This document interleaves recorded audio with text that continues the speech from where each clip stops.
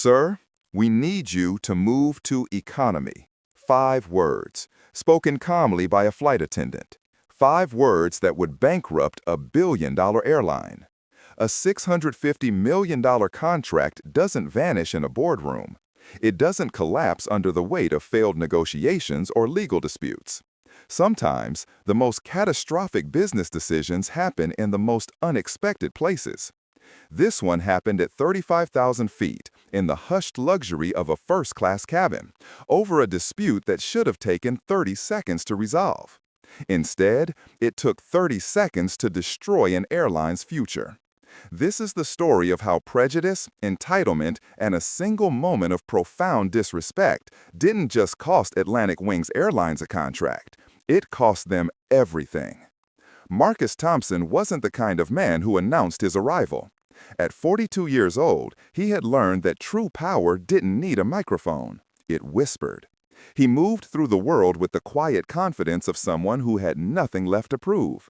Someone who had already climbed every mountain worth climbing, and now walked among the valleys with gratitude rather than arrogance. On this particular Tuesday morning in late September, Marcus stood in Terminal 5 of John F. Kennedy International Airport, dressed in clothes that cost more than most people's monthly rent, but looked deliberately understated. A charcoal cashmere sweater, dark tailored trousers, and leather shoes that had been handmade in Florence. No logos, no flash, just quality that spoke for itself to those who knew how to listen. He carried a single leather messenger bag, worn at the edges from years of international travel, and tucked under his arm was a well-thumbed paperback copy of Seneca's Letters from a Stoic. Philosophy had been his companion through the brutal years of building TechFleet Solutions, from a startup in his garage to the dominant force in aviation logistics software. The Stoics had taught him that external events were neutral. It was only his response to them that mattered. He would need that wisdom today more than he knew. The gate agent, a young woman named Jennifer, smiled warmly as she scanned his boarding pass. "Mr. Thompson, welcome. You're in seat 1A today. We'll be boarding first class in just a few moments."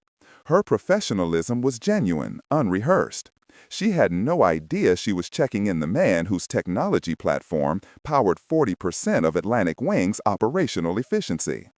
"Thank you, Jennifer," Marcus replied, making a point to read her name tag. It was a small habit, one he'd maintained throughout his rise from a scholarship kid in Detroit to the CEO of a company valued at over $2 billion. See the person, not just the uniform. Acknowledge their humanity. It cost nothing and meant everything. He found a seat near the gate and opened his book, finding the page he'd marked the night before. "We suffer more often in imagination than in reality," Seneca had written 2,000 years ago. Marcus smiled slightly. The ancient philosopher had no idea how those words would echo through a modern airport terminal, a prelude to a lesson in consequences that would reshape an entire industry. Across the gate area, another first-class passenger was making his presence known in a very different way. Brandon Mitchell, 28 years old, was the kind of man who had been handed everything and earned nothing. He was third-generation wealth, the grandson of a real estate magnate who had turned Manhattan apartment buildings into a family fortune. Brandon had never known struggle. He had never known the word no unless it was being said to someone else on his behalf. He stood near the priority boarding line, his phone pressed to his ear, his voice carrying across the terminal with the volume of someone who believed his conversations were inherently more important than anyone else's peace. "Chad, I don't care what the initial valuation is. If it's not 9 figures, don't bring it to my desk. Yeah. Tell them I'll be in London by tonight. Make sure the car service knows I don't wait." He was dressed in what he considered power casual, a salmon-pink polo shirt with the collar deliberately popped, designer jeans that cost $800, and a gold Rolex that caught the fluorescent lights with every dismissive gesture he made. His hair was styled in that particular way that required both expensive products and an expensive stylist, achieving a look that was meant to appear effortless but require tremendous effort. Brandon ended his call with a theatrical sigh and glanced around the gate area with the proprietary air of someone surveying his domain. His eyes passed over Marcus, then returned, lingering for just a moment longer than necessary. There was something in that gaze, a flicker of calculation, a subtle recalibration. It was the look of someone making an instant assessment and reaching a conclusion based on nothing but appearance. Marcus felt it. He had felt that look his entire life. It was the microsecond of surprise that a black man in unremarkable clothes could be holding a first-class boarding pass. It was the unspoken question that never quite made it to words, but hung in the air nonetheless. Are you sure you belong here? He had learned long ago not to react. The world was full of Brandon Mitchells, men who measured worth in external symbols and couldn't conceive of value that didn't announce itself. Marcus had stopped caring about their opinions before his company's first major breakthrough, the AI-driven logistics algorithm that had revolutionized cargo routing and made him his first $100 million. The gate agent's voice crackled over the intercom. Ladies and gentlemen, we'd like to begin boarding Atlantic Wings Flight 447 with non-stop service to London Heathrow. At this time, we'd like to welcome our first-class passengers and our Executive Platinum members. Marcus closed his book, marking his page with a worn leather bookmark his daughter had made for him in elementary school. She was in college now, studying aerospace engineering at MIT, following in his footsteps but charting her own course. He thought of her as he stood, gathering his bag. He thought of the world he was trying to leave for her. A world where competence mattered more than complexion, where merit spoke louder than melanin. He was still naive enough to believe that world was possible. The jet bridge was climate-controlled, a neutral space between the chaos of the terminal and the sanctity of the aircraft. Marcus walked with measured steps, his boarding pass ready, his mind already shifting into travel mode. He had made this flight dozens of times. London was home to several of TechFleet's major clients, and he maintained an apartment in Mayfair for extended stays. This trip was different, though. This was personal. He was flying to London to attend a ceremony at the Royal Aeronautical Society. They were inducting him as an honorary fellow, recognition for his contributions to aviation technology. The ceremony was in 3 days, and he had deliberately built in time to simply be in the city he loved, to walk through Hyde Park, to visit his favorite bookshops in Bloomsbury, to remember what it felt like to move through the world without the constant pressure of corporate leadership. The aircraft door opened, and Marcus stepped into the first-class cabin of Atlantic Wings' flagship Air 350. The space was designed to impress, all leather and polished wood, with seats that converted into fully flat beds and a color palette of deep blues and silvers meant to evoke both sky and sophistication. Soft lighting created an atmosphere of expensive tranquility. Classical music played at barely audible volumes. It was a sanctuary designed for those who could afford to pay for peace. Seat 1A was at the very front of the cabin, a window seat with maximum privacy and minimum disturbance. Marcus stowed his bag in the overhead compartment, settled into the seat, and immediately felt the embrace of leather that had been engineered for comfort at the cellular level. He buckled his seatbelt, a gesture more habitual than necessary at this stage of boarding, and pulled out his book once more. A flight attendant appeared beside him, a young man with kind eyes and a name tag that read James. His smile seemed genuine, not the manufactured pleasantry of someone going through motions, but the warmth of someone who genuinely enjoyed service. "Mr. Thompson, welcome aboard. Can I offer you something to drink before we depart? Champagne, orange juice, water?" "Just water, please, James. Still, no ice." "Of course, sir. I'll be right back." Marcus appreciated the efficiency, the lack of unnecessary conversation. James understood that first-class service wasn't about being intrusive. It was about being attentive without being obtrusive, present without being overbearing. He returned within a minute with a crystal glass of water on a small tray, condensation already forming on the outside. "Here you are, sir. If you need anything at all during the flight, please don't hesitate to ask." "Thank you, James." The cabin was filling slowly, the privileged few who sat at the front of the aircraft making their way to their assigned seats. An older gentleman in a three-piece suit settled into 2A across the aisle, immediately opening a copy of the Financial Times. A woman in her 50s, elegant in a way that suggested old money rather than new, took seat 3C and began arranging her personal items with practiced efficiency. These were Marcus's people, not by wealth but by temperament. Quiet professionals who valued competence and discretion. Then Brandon Mitchell entered the first-class cabin, and the atmosphere shifted. He came through the door like a weather system, bringing turbulence with him. His carry-on bag was designer, expensive, and carelessly wielded, bumping against seat backs as he moved down the narrow aisle. He was still on his phone, his voice now bouncing off the acoustic dampening materials that had been installed specifically to prevent this kind of noise pollution. No, listen, I don't care if he's their top analyst. If he can't get me the data I need, he's useless to me. Yeah, no, I'm boarding now. I'll call you when I land. He ended the call with a theatrical gesture and looked around the cabin with the expression of someone conducting an inspection he was already prepared to find lacking. His eyes landed on Marcus, and there was that look again, that momentary pause, that recalibration. But this time, something else flickered across Brandon's face, something that looked like decision-making. Brandon's assigned seat was 3D, toward the back of the first-class cabin. It was still first class, still thousands of dollars for the ticket, still orders of magnitude more comfortable than economy. But it wasn't the front row. It wasn't seat 1B, the empty seat right next to Marcus Thompson. Brandon Mitchell had been given everything his entire life, but he had never learned to be satisfied with anything. He glanced at his boarding pass, then at seat 1B, then at Marcus. The calculation was visible on his face, transparent in its entitled logic. Why should he sit in 3D when there was an empty seat in the first row? Who would stop him? Who would dare tell him no? Without asking permission, without checking with James or any other crew member, Brandon Mitchell lifted his bag into the overhead compartment above row 1 and dropped himself into seat 1B, right next to Marcus Thompson. Marcus looked up from his book.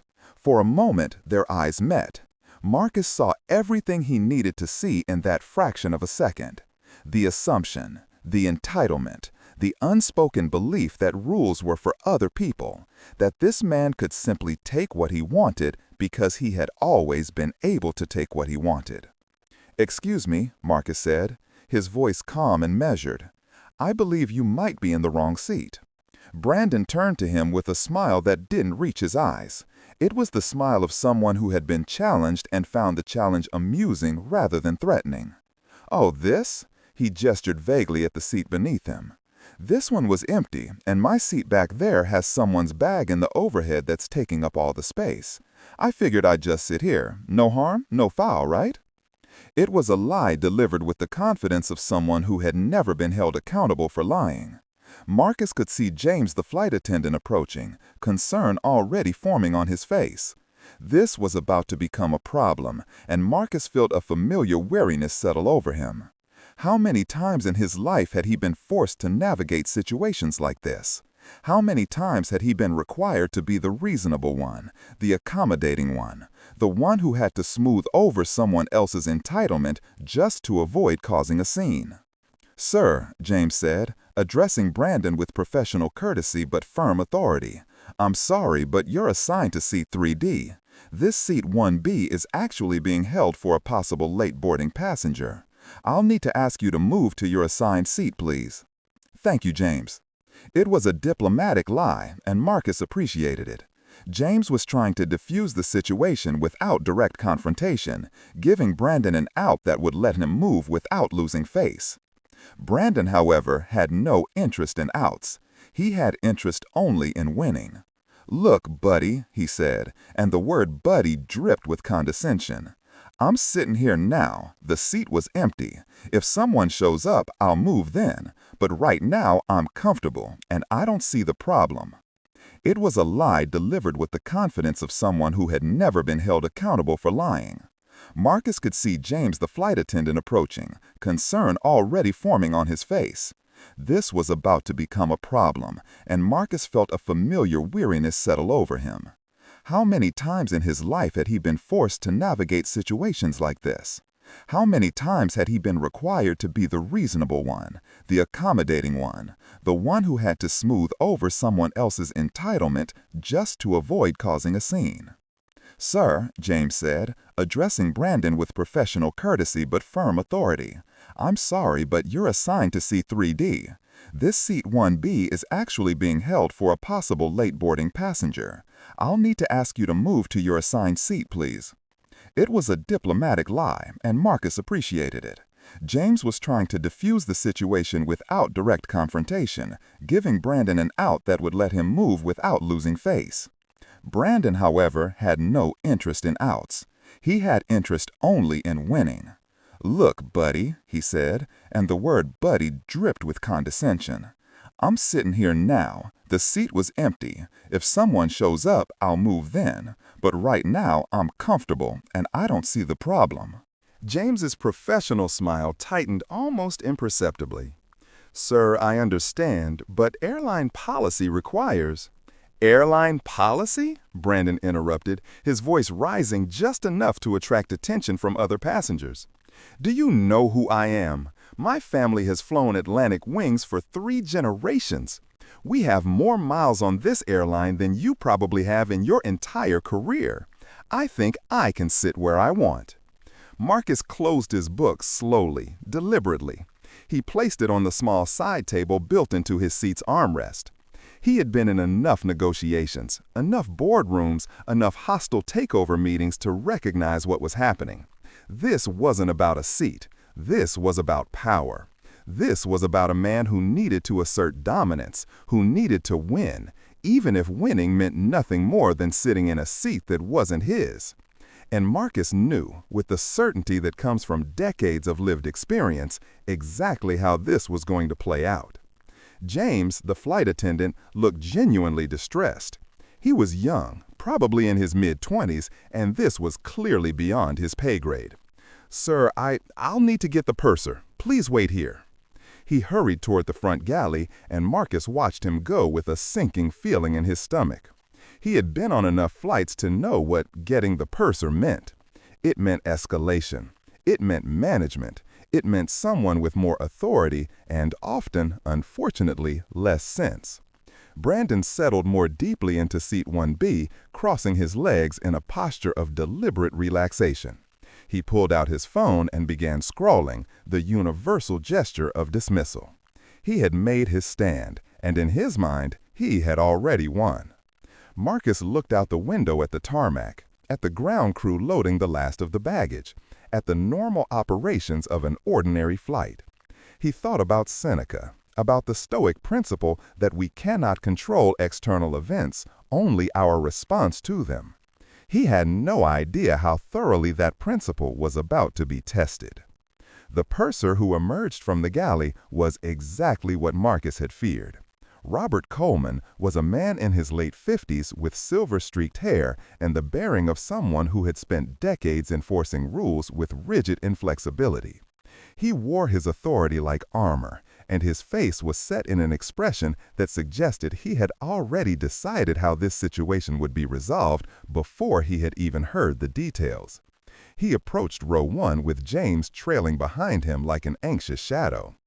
"Gentlemen," Coleman said, his voice carrying the tone of someone who was already annoyed at having to deal with this, "I understand we have a seating issue. Let's resolve this quickly so we can depart on time." Brandon looked up from his phone with that same practiced smile. "There's no issue from my perspective. I'm sitting comfortably, and I'm ready to go." Coleman's eyes flicked briefly to Marcus, then back to Brandon.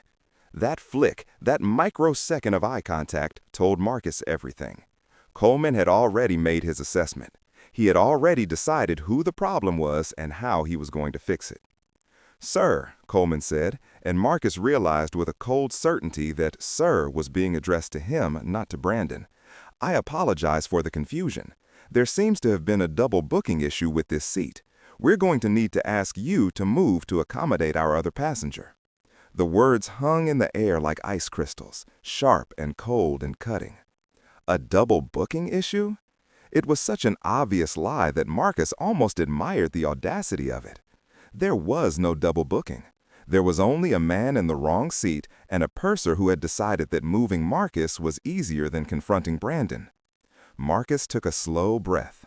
"Mr. Coleman," he said, reading the name tag, his voice remaining perfectly level. "There is no double booking. I checked in online 24 hours ago. I was the first person to check in for this flight. I have my boarding pass right here." He held up his phone, showing the digital pass with his name, his seat number, his confirmation code all clearly visible. "This gentleman has moved from his assigned seat to mine without permission. That is not a double booking. That is someone sitting in the wrong seat."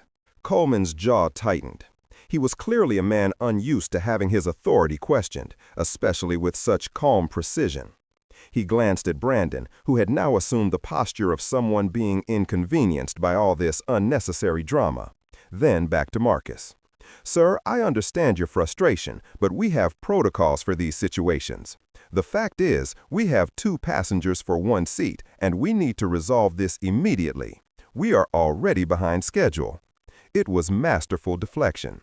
Coleman had taken a situation created entirely by Brandon's entitlement and his own failure to enforce basic seating policies, and reframed it as Marcus's fault for causing a delay by not immediately complying.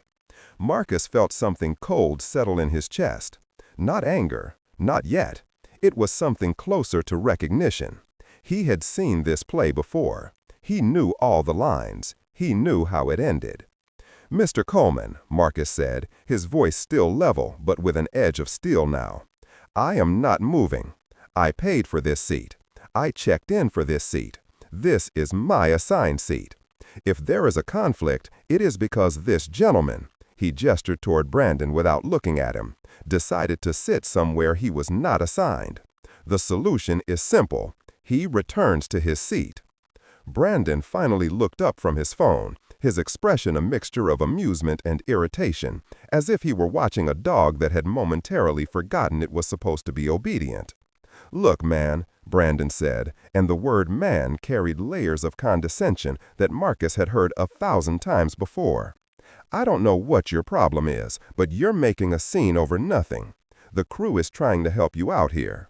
Maybe you're not used to flying up front. I get it, but this is how things work. Sometimes you have to be flexible." The words landed like a slap. Not used to flying up front. Marcus had flown over 3 million miles with Atlantic Wings alone.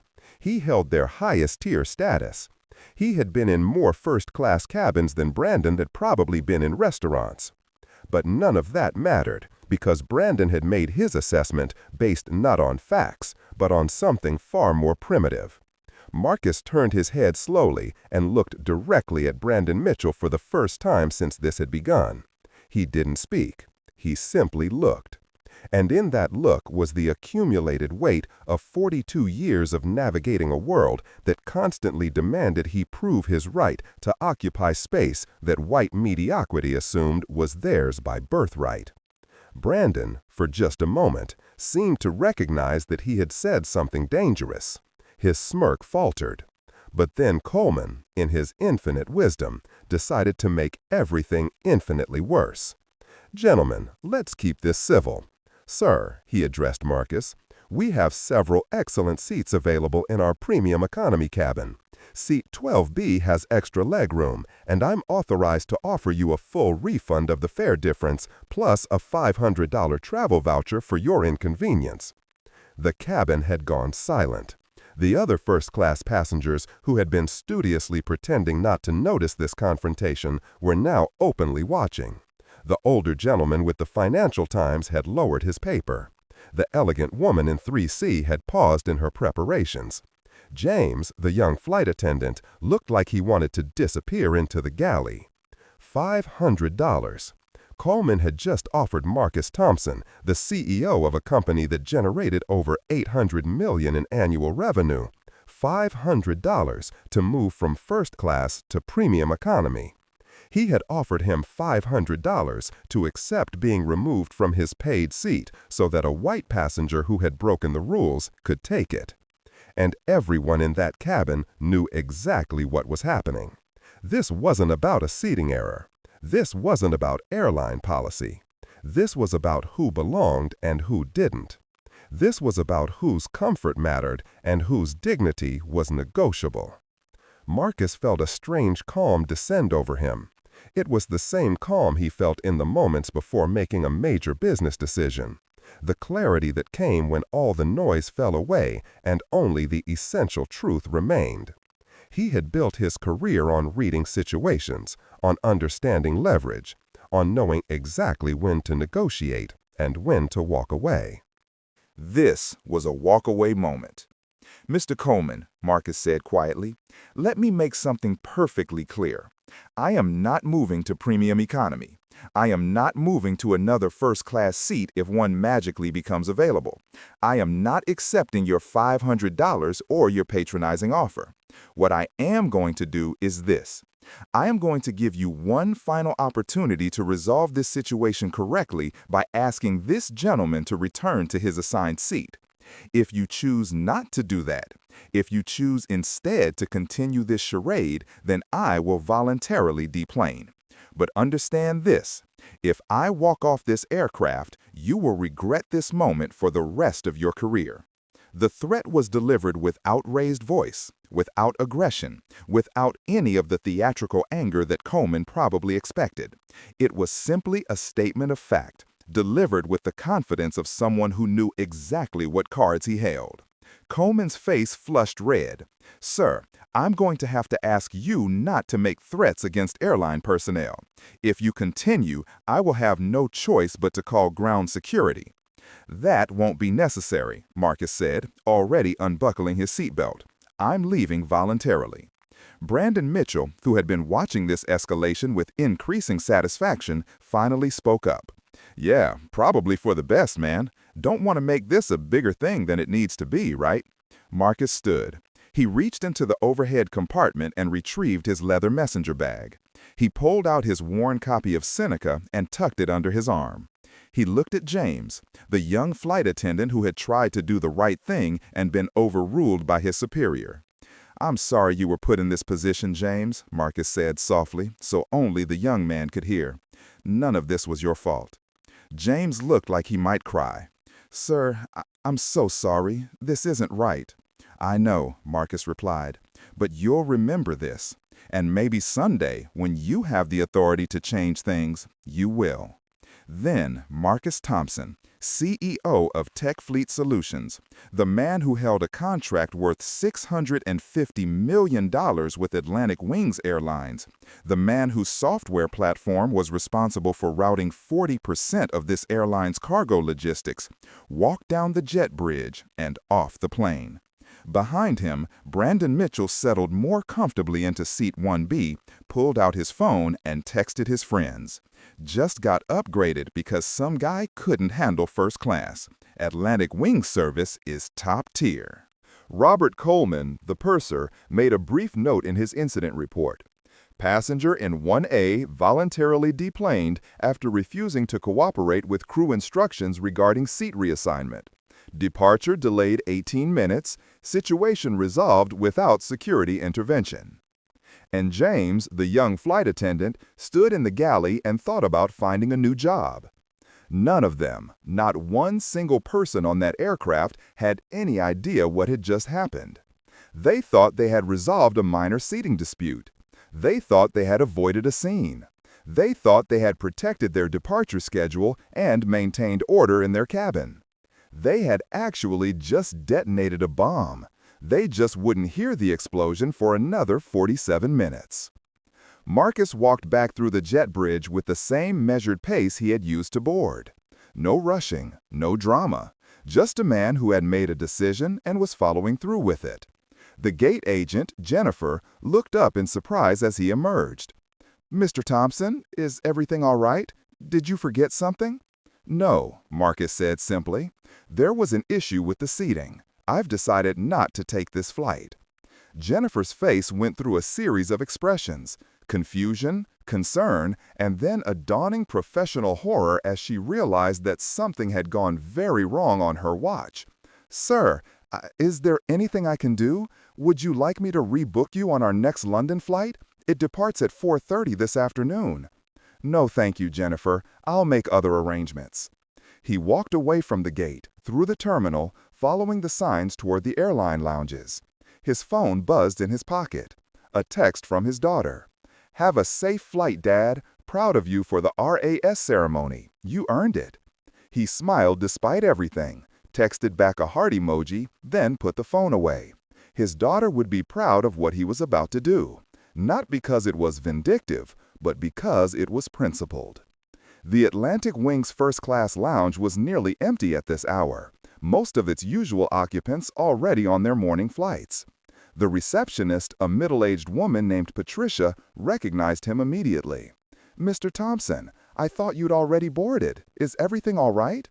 "Change of plans, Patricia. I need to use one of your conference rooms for about an hour. Is the Windsor room available?" "Of course, sir. Right this way." She led him to a small glass-walled room at the back of the lounge, furnished with a polished table, 6 leather chairs, and the kind of expensive neutrality that executive spaces always possessed. As the door clicked shut, Marcus felt the outside world fall away. This was his space now, his time, his decision. He sat down, placed his messenger bag on the table, and pulled out his phone. He had 2 calls to make. 2 phone calls that would change the trajectory of an entire company. 2 phone calls that would teach Atlantic Wings Airlines the most expensive lesson in customer service they would ever receive. He dialed the first number. It rang twice. TechFleet Solutions, Chloe Martinez speaking. Chloe had been Marcus's executive assistant for 7 years. She was more than that, really. She was his operational backbone, his early warning system, his translator between his visionary thinking and the practical realities of running a $2 billion company. She was 34, brilliant, fiercely loyal, and possessed of an almost preternatural ability to anticipate problems before they materialized. "Chloe, it's Marcus." There was a brief pause. "You're supposed to be in the air. What happened?" He could hear the concern in her voice. Chloe knew his schedule down to the minute. Any deviation meant something significant had occurred. "I'm still at JFK. I need you to do something for me, and I need you to do it without asking questions until I'm finished. Can you do that?" Another pause, longer this time. When Chloe spoke again, her voice had shifted into the mode Marcus called crisis protocol. All emotion stripped away, nothing but focused efficiency. "Go ahead." "I want you to cancel my meeting with Richard Sterling." Richard Sterling was the CEO of Atlantic Wings Airlines. The meeting she was being asked to cancel was scheduled for tomorrow afternoon in London. It was supposed to be the ceremonial signing of Project Horizon, the $650 million contract that would have TechFleet's AI platform overhaul Atlantic Wings' entire cargo logistics network, passenger routing efficiency, and fuel optimization systems. It was the biggest deal in TechFleet's history. It was, as of this moment, dead. Chloe was silent for exactly 5 seconds. "Marcus, that meeting is tomorrow. Their entire board is flying in for it. The contracts are finalized. The press release is written. If we cancel now—" "Cancel it," Marcus repeated, his voice quiet but absolutely firm. "Then I need you to call Daniel Chen in legal. Have him draft a termination of intent notice citing Section 7, subsection C of the preliminary agreement." Section 7C was the ethics clause. It stated that either party could terminate negotiations if they determined that the other party had engaged in behavior that fundamentally violated shared corporate values. It was the kind of clause that lawyers inserted to cover theoretical scenarios and never expected to be invoked. Marcus was invoking it. Termination of intent? Chloe's voice was very carefully controlled. "Marcus, what happened?" "I was removed from my seat on Atlantic Wings Flight 447 to accommodate another passenger. The purser lied about a double booking. The other passenger made it clear that he believed I didn't belong in first class.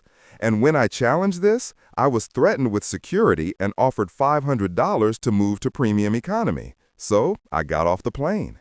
The silence on the other end of the line stretched so long that Marcus thought the call might have dropped. Then Chloe spoke, and her voice was absolutely lethal. They did what? You heard me correctly. Now, Chloe, I need you to listen carefully. This is not about revenge. This is not about ego. This is a calculated business decision. Any company that would treat its highest-tier customer that way, that would lie to cover up discriminatory behavior, that would choose to accommodate entitled rule-breaking over basic fairness, that company has a broken corporate culture. If their human systems are this corrupt, how can we trust them with our AI systems? How can we trust them with data integrity? How can we trust them with anything? He could hear Chloe typing furiously. You're right. Oh God, Marcus, you're absolutely right. Okay, I'm canceling Sterling's meeting right now. I'm sending it as an immediate calendar update. Meeting canceled, no reschedule. Do you want me to give them a reason? No reason, just cancellation. All future communication goes through legal.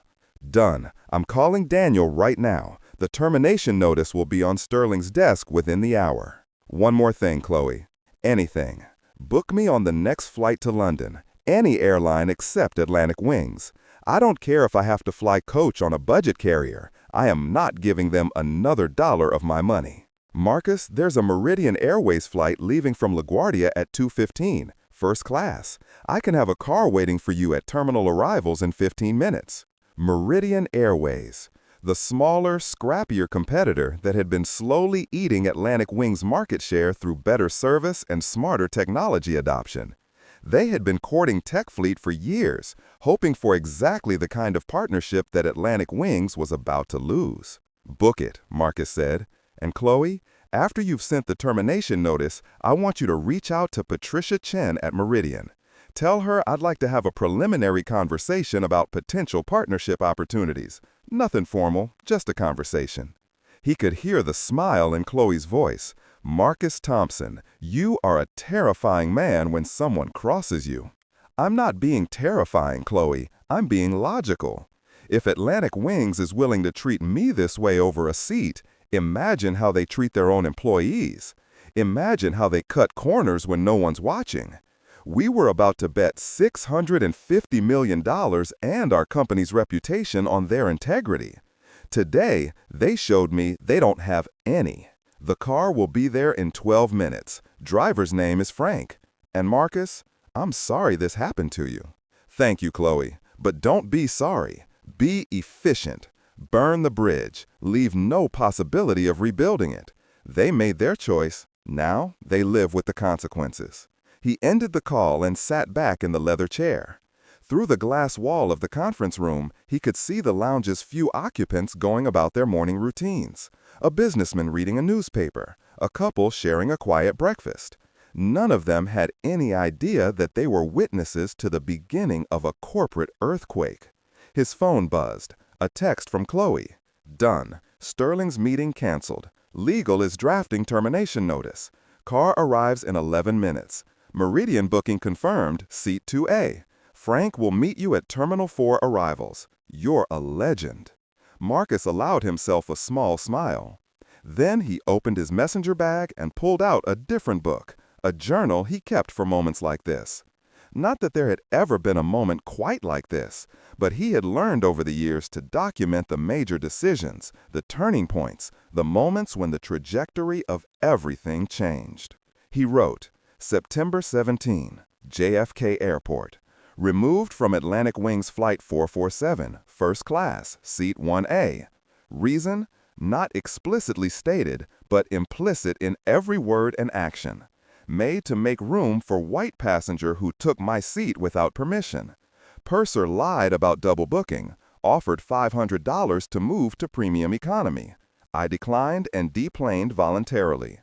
Have terminated Project Horizon contract, $650 million.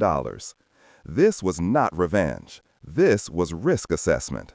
cannot trust a partner who lacks basic integrity. The data point was clear, the decision was obvious. He closed the journal and checked his watch. 9 minutes until Frank arrived. He pulled out his phone one more time and opened his email. Already there was a message from Daniel Chen, TechFleet's general counsel. Termination notice drafted and sent to Atlantic Wing's executive team and legal department.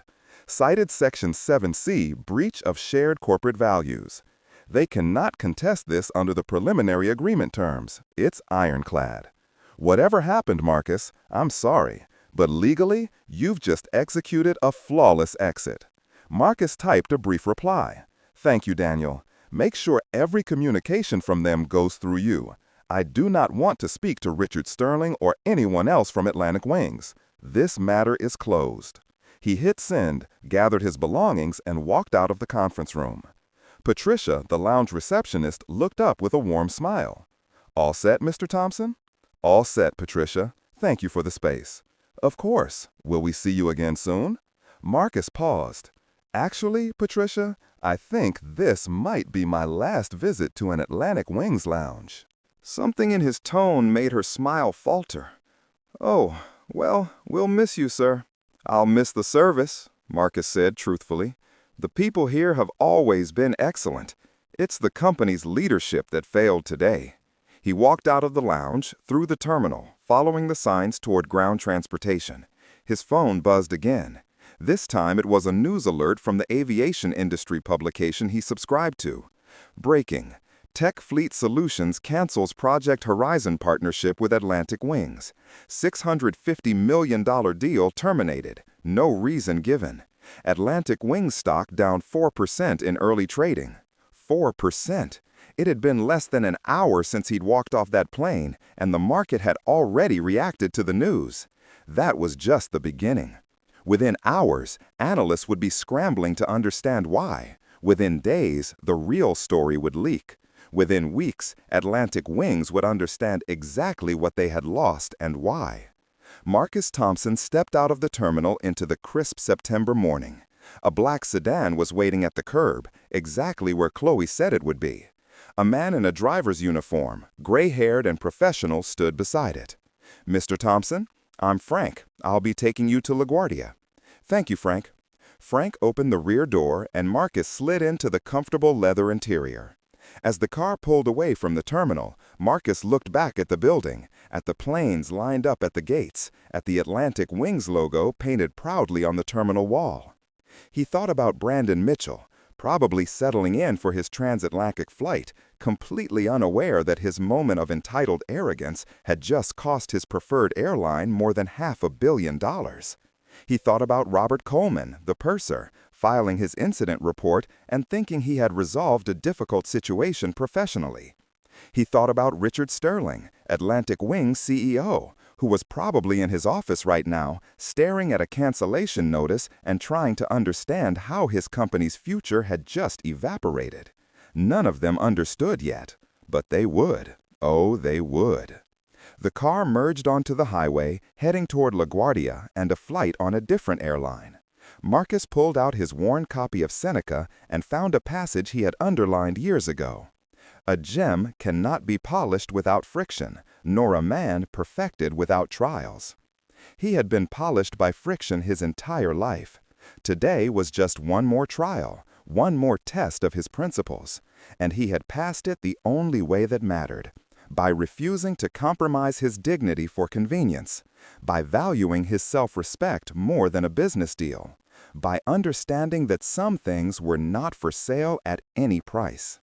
Atlantic Wings Airlines was about to learn that lesson the hard way. The hard way would cost them everything. At 42,000 feet over the Atlantic Ocean, Brandon Mitchell was enjoying the best first-class experience of his life. The seat that had been Marcus Thompson's was now his personal throne. He had already consumed 2 glasses of champagne, scrolled through 3 streaming services trying to find something worthy of his attention, and taken a selfie with the caption, "Front Row Life," that he posted to his Instagram. He had no idea he was sitting in the most expensive airplane seat in aviation history. In Fort Worth, Texas, at the sprawling corporate headquarters of Atlantic Wings Airlines, Richard Sterling's morning was about to be destroyed. He was in his corner office, 62 stories above the city, reviewing the final preparations for tomorrow's ceremony in London. The Project Horizon signing was going to be the crowning achievement of his career. The press release was already written. The champagne was already on ice. The board members were already booking their flights. His assistant, Martha, a woman who had been with him for 15 years and knew his moods better than his own wife, knocked on his door with an urgency that immediately set off alarm bells. "Mr. Sterling, I'm sorry to interrupt, but we have a serious situation." "What kind of situation?" Sterling asked, looking up from his tablet. "Daniel Chen from TechFleet Solutions just sent a termination of intent notice. They're canceling Project Horizon, effective immediately." The words didn't make sense. They were sounds without meaning, syllables that refused to form into coherent thought. Sterling stared at Martha, waiting for her to smile and say it was some kind of joke, some misunderstanding that would be cleared up with a phone call. "That's impossible," Sterling said slowly. "The signing is tomorrow. Everything is finalized. There must be some mistake." Martha handed him her tablet. On it was an email from Daniel Chen, TechFleet's general counsel, time-stamped 43 minutes ago. Pursuant to Section 7, Subsection C of the Preliminary Partnership Agreement dated June 15, TechFleet Solutions hereby provides formal notice of termination of intent regarding Project Horizon. We have determined that recent actions by Atlantic Wings Airlines represent a material breach of shared corporate values as defined in said agreement. This termination is immediate and final. All future communication should be directed to our legal department. Sterling read it 3 times. Then he read it again. Then he looked at Martha with the expression of a man who had just watched his entire world collapse. "Get me Damian Hayes on the phone. Now." Martha hesitated. "Sir, I tried. His assistant, Chloe Martinez, said Mr. Hayes is unavailable and that all communication must go through their legal department." "Try again. Tell them it's urgent. Tell them—" "Sir, she was very clear. She said Mr. Hayes will not be taking calls from Atlantic Wings personnel. She also said to expect the formal termination documents within 2 hours." Sterling sat down slowly in his chair. Project Horizon wasn't just a contract, it was survival. Atlantic Wings had been struggling for 3 years, hemorrhaging market share to competitors with better technology and more efficient operations. The TechFleet partnership was supposed to solve all of that. Their AI platform would have cut fuel costs by 18%, reduced delayed flights by 32%, and optimized cargo routing so efficiently that they would have recaptured dominance in the freight market. Without it, Atlantic Wings was on a slow glide path to irrelevance, and the market would figure that out within hours. "Martha, get me David Chen from legal, and get me the head of customer relations, and find out if anything unusual happened with any of our flights this morning, anything at all." 40 minutes later, Sterling sat in an emergency meeting with his senior executives. David Chen, the chief legal officer, had the grim expression of a man delivering a terminal diagnosis. "Richard, they can do this. Section 7C is ironclad. If they believe we violated shared corporate values, they can terminate. We can't contest it." Corporate values? Sterling exploded. What the hell are they talking about? We didn't do anything. This came out of nowhere. Susan Rodriguez, VP of Customer Relations, raised her hand tentatively. "Sir, I think I might have found something. There was an incident this morning on Flight 447 to London. A first-class passenger voluntarily deplaned before departure. The purser filed a report about a seating dispute." "So?" Sterling snapped. "People deplane all the time. What does that have to do with—" Susan pulled up the incident report on the conference room's large screen. Sterling began reading, his face going progressively paler with each sentence. "Passenger in seat 1A refused to cooperate with crew instructions. Voluntarily deplaned after being offered alternative seating and compensation." Sterling scrolled down to the passenger manifest. When he saw the name in seat 1A, his blood turned to ice. Thompson, Marcus, Executive Platinum member, 3.2 million lifetime miles. "Oh my God," Sterling whispered. "Oh my God." Get me that purser on the phone. Get me everyone who was working that flight. Get me security footage. Get me everything, right now. The next 2 hours were a masterclass in watching a disaster unfold in slow motion. The purser, Robert Coleman, was unreachable because he was over the Atlantic. But the gate agent, Jennifer, was available. So was James, the flight attendant who had tried to handle the situation correctly. Jennifer's voice over the speakerphone was hesitant, frightened. Mr. Thompson was one of our first passengers to check in. Everything was normal. He boarded without incident. Then there was some kind of dispute about seating in first class. I saw him come back through the jet bridge about 20 minutes before departure. He said there was a seating issue and that he was voluntarily deplaning. He was very calm about it. "What seating issue?" Sterling demanded. "I don't know, sir. You'd have to ask the cabin crew." James, the young flight attendant, was patched in via phone from London. He had landed an hour ago and was clearly terrified to be speaking to the CEO. "Mr. Sterling, sir, I tried to handle it correctly. There was a passenger, Brandon Mitchell, who moved from his assigned seat to 1B, right next to Mr. Thompson. I told him he needed to return to his assigned seat, but he refused. So I called Mr. Coleman, the purser. And Mr. Coleman, he told Mr. Thompson that there was a double booking issue and that Mr. Thompson needed to move to premium economy. Mr. Thompson said there was no double booking, that he had checked in first, that his seat was correct. He was right, sir. There was no double booking. Mr. Mitchell just wanted a better seat." The conference room was absolutely silent. "And then what happened?" Sterling asked, his voice barely above a whisper. "Mr. Coleman offered Mr. Thompson $500 and a seat in premium economy. Mr. Thompson refused.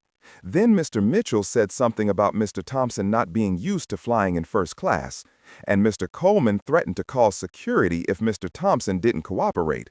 So Mr. Thompson just left. He gathered his things and walked off the plane. He was so calm about it, sir, but I could see it in his eyes. He was done with us." Sterling closed his eyes. He could picture it perfectly. Marcus Thompson, one of the most successful black entrepreneurs in the country, sitting in his paid first-class seat, being told to move to the back of the plane to accommodate a white passenger who had broken the rules, being lied to about a computer error, being offered $500 like he was some inconvenience to be paid off, being threatened with security when he refused to accept humiliation. And the purser had filed a report making it sound like Thompson was the problem. "Who is Brandon Mitchell?" Sterling asked quietly. Susan Rodriguez pulled up the passenger file. Oh no, sir. He's your nephew, your sister's son. He has courtesy elite status that you authorized last year as a birthday gift." The room went silent again. Every executive present understood immediately what had happened. Preston Mitchell, the entitled nephew of the CEO, had decided he wanted a better seat. He had moved without permission. And when the cabin crew was called, Robert Coleman, seeing a young white man with elite status and a quiet black passenger, had made an assessment and a choice. He had chosen to protect the nephew of the CEO and remove the passenger who looked like he didn't belong. He had removed Marcus Thompson, and in doing so, he had destroyed Atlantic Wings Airlines. Sterling's phone buzzed. It was a news alert. Atlantic Wings stock down 12% after TechFleet partnership cancellation. Analysts questioning airline's future viability. 12% in 2 hours. The market had figured out what this meant faster than he had. Sterling stood up slowly. "Get me on a plane to London. Private jet. I don't care what it costs. I need to see Marcus Thompson face to face. I need to fix this." David Chin shook his head. Richard, his assistant, was explicit. "He won't meet with you. All communication goes through legal." "Then I'll go to his hotel. I'll wait in the lobby. You'll make it worse," David said firmly. "Right now, this is a business decision. If you chase him down, if you harass him, it becomes personal. And then it becomes a story. And then we're not just facing a canceled contract, we're facing a public relations nightmare about racial discrimination on our aircraft." As if on cue, Sterling's phone buzzed again. This time it was an email from Atlantic Wings Public Relations Director, marked urgent. The subject line read, "Media Inquiries Regarding TechFleet Cancellation." Sterling opened it. 6 major business publications had already reached out asking for comment on the Project Horizon cancellation. 3 of them specifically asked if there was any truth to rumors of a discriminatory incident involving TechFleet's CEO. The story was already leaking. Within hours, it would be everywhere. Within days, the full details would emerge. And when they did, Atlantic Wings wouldn't just lose a contract, they would lose everything. At LaGuardia Airport, Marcus Thompson boarded Meridian Airways Flight 604 to London with the same quiet efficiency he brought to everything. The Meridian first-class cabin was smaller than Atlantic Wings, less ostentatious, but the service was impeccable. The flight attendant, a woman named Grace, greeted him warmly. "Mr. Thompson, welcome aboard. We're honored to have you flying with us today." Marcus settled into seat 2A, which was somehow more comfortable than seat 1A on Atlantic Wings had been. He pulled out his book and found his page. Before he could start reading, Grace returned with a handwritten note on Meridian Airways letterhead. "This is from our CEO, Patricia Chen. She wanted me to give it to you personally." Marcus unfolded the note. It read, "Mr. Thompson, Chloe mentioned you might be on this flight. Thank you for choosing Meridian. We know we're not as big or as flashy as some of our competitors, but we believe service is about respect, not luxury. It would be an honor to discuss how Meridian and TechFleet might work together. No pressure, just a conversation when you're ready. Wishing you a peaceful flight. Patricia." Marcus smiled. This was how business should be done. With respect, with integrity, with recognition that every passenger, regardless of appearance or status, deserved to be treated with dignity. He folded the note and placed it in his jacket pocket. Then he texted Chloe. "Received note from Patricia Chen. Excellent first impression. Schedule preliminary meeting for next week. London or San Francisco, her choice. Let's explore partnership opportunities." The response came immediately. "Done. Marcus, the media is starting to ask questions about why we canceled. What do you want me to tell them?" Marcus thought for a moment, then typed, "No comment at this time. Let Atlantic Wings explain what happened. We don't need to say anything. The facts will speak for themselves." As Flight 604 pushed back from the gate, Marcus looked out the window at the New York skyline. He thought about how the day had started with him reading Seneca on an Atlantic Wings flight, and how it was ending with him reading Seneca on a Meridian flight, having just canceled the biggest deal in his company's history. He had not acted out of anger. He had not acted out of spite. He had acted out of principle. And principle, he knew, always paid dividends in the long run. 6 months later, the landscape had shifted entirely. Atlantic Wings Airlines was no longer Atlantic Wings. The company, crippled by the loss of Project Horizon and the subsequent revelation of what had happened to Marcus Thompson, had been forced into a merger with a larger competitor. The Atlantic Wings name was retired. The corporate headquarters in Fort Worth was sold. Richard Sterling had resigned in disgrace. Robert Coleman, the purser, had been terminated immediately after the incident became public. He never worked in aviation again. Brandon Mitchell became an unwitting poster child for entitled privilege. His name appeared in business school case studies as an example of how individual actions could have systemic consequences. He left the country for a year, trying to escape the infamy. James, the young flight attendant who had tried to do the right thing, was hired by Meridian Airways and personally commended by Patricia Chen for his integrity under pressure. And Marcus Thompson? He signed a $700 million partnership agreement with Meridian Airways, implementing TechFleet's AI platform across their entire operation. The partnership was so successful that Meridian's market share grew by 34% in the first year. They became the 3rd largest airline in North America, built on a foundation of technology and respect. Marcus never spoke publicly about what happened on Flight 447. He didn't need to. The story had leaked, been investigated by journalists, and become a viral sensation. It wasn't Marcus who told the world what happened. It was James, the flight attendant, who eventually spoke to a reporter, unable to stay silent about the injustice he had witnessed. The story became a modern parable about dignity, consequences, and the cost of discrimination. It was taught in business schools as a case study in corporate values. It was referenced in diversity training programs. It became a reminder that every interaction matters, that every customer deserves respect, and that prejudice is not just morally wrong, it's catastrophically expensive. On the one-year anniversary of the incident, Marcus sat in his office overlooking San Francisco Bay. On his desk was his worn copy of Seneca, open to a page he had marked that morning. The best revenge is to be unlike him who performed the injury. Marcus had not sought revenge. He had simply refused to do business with people who didn't respect him. And in doing so, he had taught an entire industry a lesson about the value of dignity. His phone buzzed. A text from his daughter. "Dad, just finished reading the case study about Atlantic Wings in my business ethics class. Everyone was talking about how proud they'd be if you were their father. I told them I already know that feeling. Love you." Marcus smiled and typed back. "Love you too. Remember, you don't have to raise your voice to make a point. Sometimes the most powerful thing you can do is simply stand up and walk away from people who don't value you. Then let your success speak for itself." He looked out at the bay, at the afternoon sun glinting off the water, at the Meridian Airways plane taking off from SFO. Somewhere on that plane, passengers were being treated with respect. Systems were working efficiently because of his company's technology. And an airline was thriving because they had chosen values over convenience. That was his revenge. Not destruction, but building something better.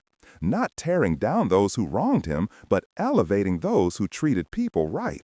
In the end, the 5 words that bankrupted Atlantic Wings weren't the ones Robert Coleman had spoken.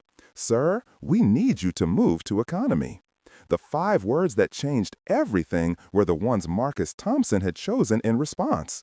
"I am not moving, I'm leaving." And in leaving, he had taught the world that dignity has a price. For Atlantic Wings, that price was $650 million and their entire future. For Marcus Thompson, it was priceless. The story of Flight 447 became a legend, whispered in airport lounges and corporate boardrooms. It became a reminder that in business, as in life, how you treat people matters more than quarterly earnings. It became proof that integrity is not just a moral virtue, it's a competitive advantage. And it all started with a man in seat 1A who refused to accept being treated as less than he was. A man who understood that the most valuable currency in the world isn't money or status. It's self-respect. And that is something no one can take from you unless you let them.